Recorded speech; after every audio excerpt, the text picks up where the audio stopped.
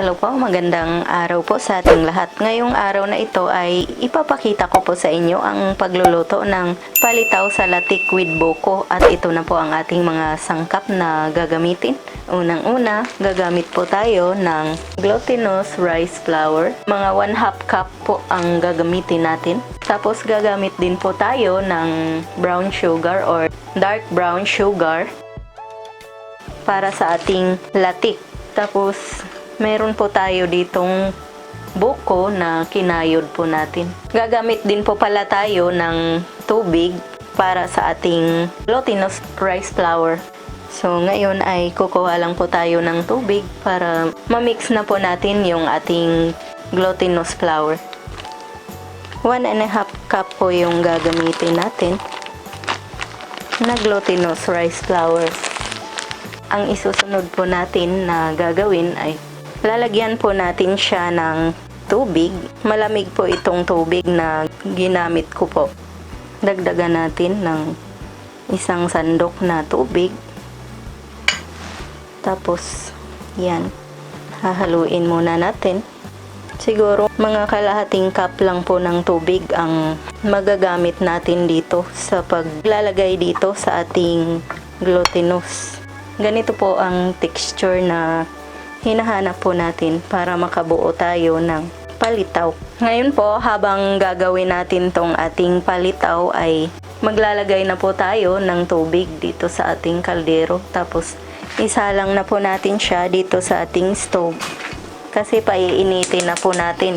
Para kapag natapos na natin yan na ma-form ay diretso na po siya doon sa ating pinapakulo na tubig. Ganito po kalaki ang gagamitin po natin. Tapos bibilugin nyo siyang ganyan. Tapos ipa-flatten yung ganyan. Pagka kumulo na yung tubig ay pwede na po itong ilagay doon para maluto. Madali lang pong gawin to. Ngayon po ay kita nyo naman po na kumulo na yung ating tubig. Pwede na nating ilagay. Basa kasi yung flour natin, kaya dumidikit siya. Hihintayin lang po natin na maluto yung ating nilagay. Malalaman nyo po pag luto na yan kasi lumulutang po yung ating glutinous. Dadagdagan pa natin ng isa. Ayan na po, lumutang na yung ating palitaw. So ngayon ay ibig sabihin po nito ay luto na po siya. So, hahanguin na po natin. Mabilis lang po kasing maluto ito. Ilalagay natin siya dito sa ating lalagyan.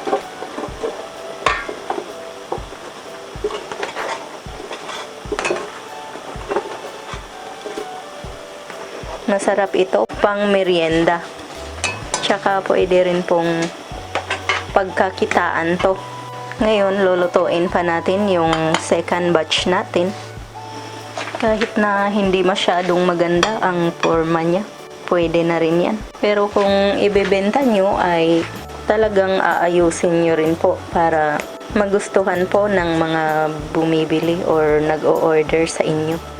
Hintayin po muna natin ng konti kasi yung iba ay hilaw pa. Kakalagay lang po natin. Ngayon ay pwede na pong hanguin itong mga lumulutang na palitaw. Manipis lang po kasi yung pagkakagawa ko. Kaya mabilis lang siyang naluto.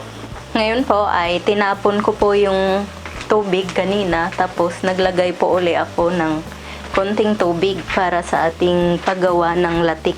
Pwede rin po gata ang gamitin nyo. Ako, hindi po ako gagamit ng gata kasi yung buko ay may gata na po yan.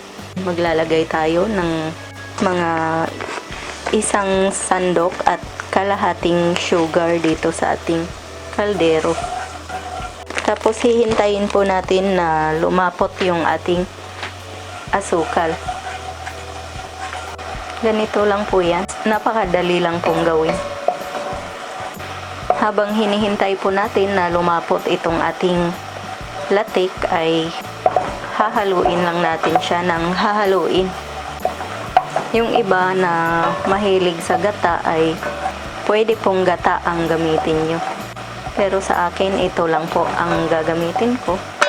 Kasi nakadepende po sa atin kung anong gusto natin. Ayan, medyo lumapot na po yung ating latik. Ngayon ay lalagyan na po natin ng buko para mas lalo po siyang sumarap. Pinapahinaan ko po pala yung apoy ng konti para hindi po matuyo yung ating latik. Ngayon po ay luto na po itong ating latik. So ngayon ay papatayin na po natin yung ating stove. Ngayon po ay pwede na nating ilagay itong ating toppings na latik dito sa itaas ng ating palitaw.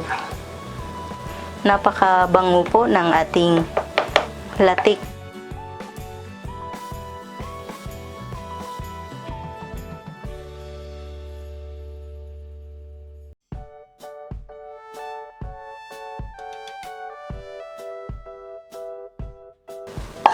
Kung gusto nyo pong damihan ang latik nyo ay pwede rin po. Itong sa akin ay konti lang ang ginawa ko kasi ayoko po yung masubrahan siya sa tamis. Ayan na po ang ating finished product ng palitaw sa latik with buko. Napakasarap po niyan. Sana po ay subukan nyo ang reseping ito at kung nagustuhan po ninyo, sana i-like nyo at i-subscribe na rin ang aming channel. Tsaka pakiclick na rin po ang notification bell para updated po kayo lagi sa aming mga bagong upload na mga videos. Maraming salamat po sa inyong panonood. Ito po ang inyong Ate Mayang na nagsasabing mabuhay!